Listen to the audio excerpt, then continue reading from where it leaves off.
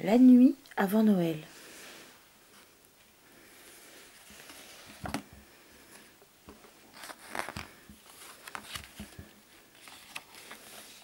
C'était la nuit avant Noël, quand, dans la maison, pas un seul bruit.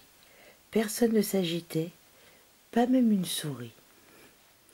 Les chaussettes étaient suspendues à la cheminée avec précaution, dans l'espoir que le Père Noël arrive vite à la maison. Les enfants étaient blottis bien au chaud dans leur lit, pensant aux douces friandises qu'ils trouveraient après minuit. Maman et moi avions revêtu bonnets et chemises de nuit, installés confortablement pour une douce et courte nuit.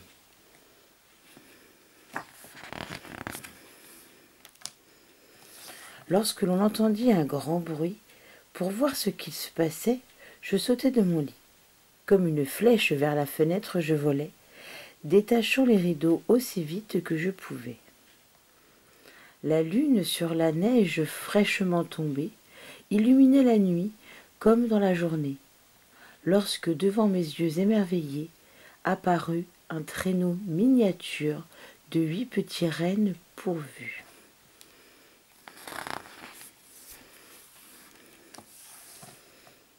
Dirigé par un petit conducteur vieux et très enjoué, c'était le Père Noël, je le savais.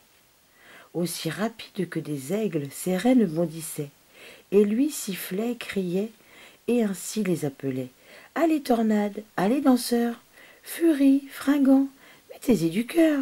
Allez, comète, bravo, Cupidon, tonnerre et éclair, allons. » En haut du porche, tout en haut du mur, au galop, mes belles montures.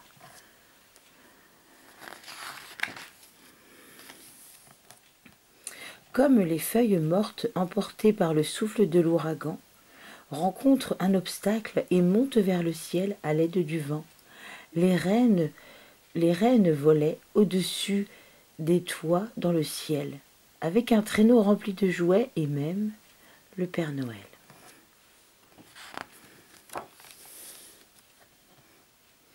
Et soudain, un tintinement, j'entendis sur le toit tout en haut le sautillement de ces 8 petits rennes et leurs coups de sabot.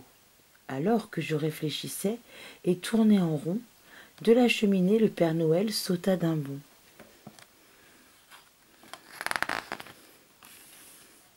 Il était habillé de fourrure de la tête aux pieds, et tous ses habits étaient de cendre et de suie maculée. Sur son dos, un sac rempli de jouets était jeté, et lui donnait l'air d'un marchand quand il l'ouvrait.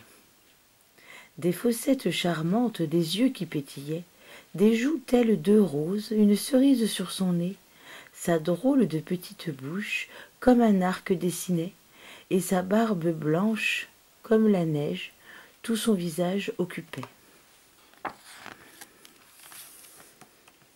De la pipe qu'il serrait entre ses dents sortaient des cercles de fumée tourbillonnants. Il avait une drôle d'allure avec son gros bidon, qui, lorsqu'il riait, ressemblait à un ballon. Il était si joufflu et potelé, tel un vieil elfe joyeux, que je me suis immédiatement à rire sans être nerveux. Il me fit un clin d'œil de sa tête hochement, et je compris que je n'avais rien à craindre, vraiment.